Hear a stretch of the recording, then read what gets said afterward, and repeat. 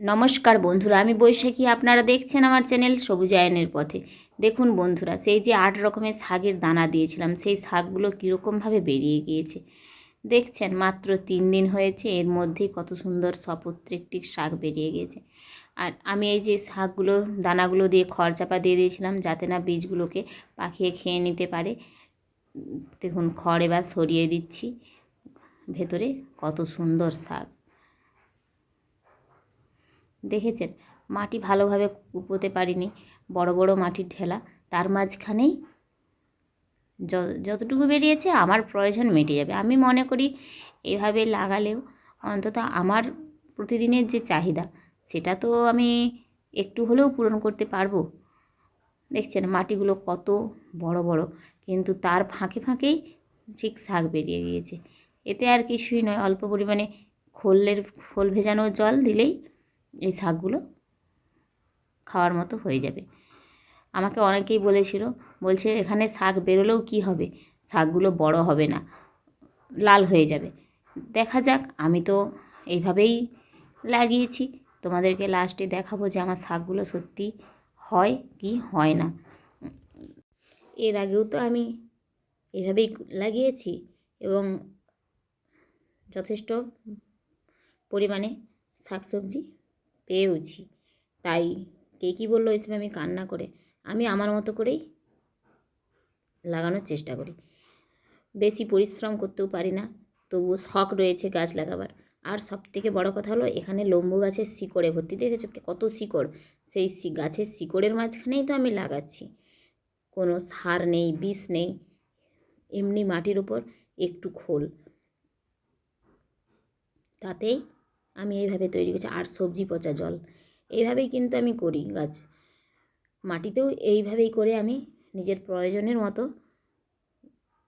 গাছটা লাগিয়ে নিই। বাজার থেকে কিনে খেলে কত সার রয়েছে, রাসায়নিক সার, কিন্তু সেই সব কত কীটনাশক ওষুধ, সেই সবকে এড়িয়ে চলার জন্য এইভাবে নিজেরা কষ্ট করে যদি লাগিয়েও খাই, তাতে আমাদের প্রতিদিনের অল্প পরিমাণে কিছু সবজিও পাওয়া গেল, আবার শরীরটাকে রাসায়নিক থেকে মুক্তও রাখা গেল। তাই আমি চেষ্টা করি যেখানে যতটুকু জায়গা রয়েছে সেই জায়গাটুকু এইভাবে শাক সবজি লাগিয়ে নেওয়ার। ফুল ফল শাকের গাছ সব রকমই আমি লাগাতে ভালোবাসি। তোমরাও যদি তোমাদের বাড়ির চারপাশে এরকম কোনো পতিত জমি বা কোথাও এতটুকু জায়গা পড়ে থাকে, তোমরা কিন্তু এভাবে অল্প অল্প লাগিয়ে নিতেই পারো। এই দিকটাতে দেখছি এখনও ধনে পাতাটা বেরোয়নি, তাই ধনে পাতাটা আমি চাপা দিয়েই রাখবো। আর পেঁয়াজ যে দানাটা যে দিয়েছিলাম, সেই পেঁয়াজের দানাটাও বেরোয়নি। আপাতত সব ঘরগুলো খুলে দিলেও ধনে পাতা আর পেঁয়াজের যেখানে রয়েছে সেইখানটা আমি খুলব না, আবার ঘুরে চাপা দিয়ে দেবো, কারণ ওগুলো বেরোতে এখনও সময় লাগবে।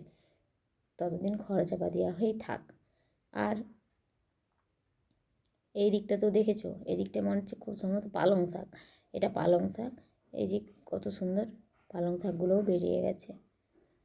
কোথায় কী শাক দেওয়া আছে অতটা খেয়াল নেই, কিন্তু যখন একটু বড় হবে ওদের পাতা দেখলেই আমি চিনে নেব তখন কী শাক।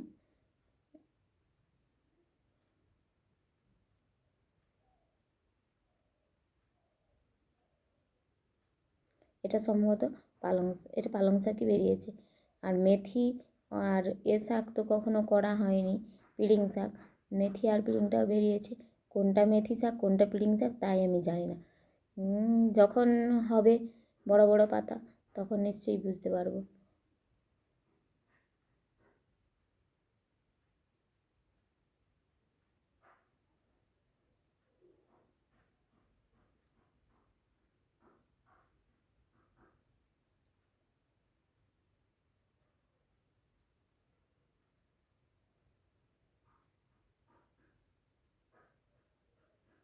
এই যে বলেছিলাম না ধনে পাতাটা বেরোয়নি, ধনে পাতাটা চাপা দিয়ে একটু বেরোয়নি।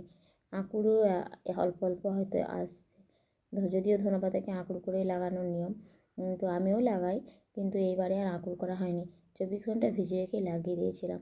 ওই জন্যই বোধহয় ধনেপাতাটা বেরোতে এত সময় নিচ্ছে। আর এই যে বলেছিলাম না, ওইভাবেই মাটির বড় বড় ঢেলার উপরেই আমি এই যে গাছগুলো লাগিয়ে দিয়েছিলাম। এখানে একবার দুবার করে আমার শাক তুলে খাওয়া হয়ে গিয়েছে। তারপরে যে অল্প কয়েকটা রয়েছে সেগুলো এইভাবে কেটে নেবো, সেগুলোই তোমাদের দেখিয়ে দিচ্ছি। দেখেছো, এইভাবেই তো আমি লাগিয়েছি, আমার এইভাবেই তো গাছগুলো হচ্ছে, তাহলে আর কিসের অসুবিধা? এইভাবে সবাই আমাকে বলেছে ওইভাবে গাছ নাকি হবে না, কিন্তু আমি তো এইভাবেই লাগিয়েছি, এইভাবেই তো আমার গাছগুলো হচ্ছে। কোনো সার দিইনি, কোনো বীজ দিইনি, তাতেও তো হচ্ছে। যেভাবে হোক আমার নিজের প্রয়োজনের মতোটুকু যদি আমি এইভাবে নিজের বাড়ি থেকে নিজের পরিশ্রমের দ্বারা অর্জন করতে পারি, আমার তার চেয়ে বড় আনন্দের আর কিছুই নেই। আর আপনাদেরও বলবো, যদি আপনারাও এভাবে লাগিয়ে নিতে পারেন, তাহলে দেখবেন যখন আপনারা নিজের হাতে নিজের বাগানের শাকসবজি তুলবেন, তখন তার আনন্দটাই আলাদা। বাজার থেকে তো আমরা সবাই কিনে খেতে পারি, কিন্তু এই যে টাটকা শাকসবজি নিজের হাতে লাগিয়ে নিজের যত্ন করে সেটাকে তুললাম, তার আনন্দটাই আলাদা। তারপর তো যখন এটাকে রান্না করব, তার স্বাদ তো অভূতপূর্ব। তাই আপনাদের বলবো, আপনারাও এরকম কিছু কিছু শাকসবজি নিজের হাতে করার চেষ্টা করুন। আর অবশ্যই আপনাদের দেখিয়ে দিচ্ছি কতটা আমি শাক তুললাম। দেখেছেন? এই এতটা, এটাই আমার আজকের জন্য যথেষ্ট। ধন্যবাদ।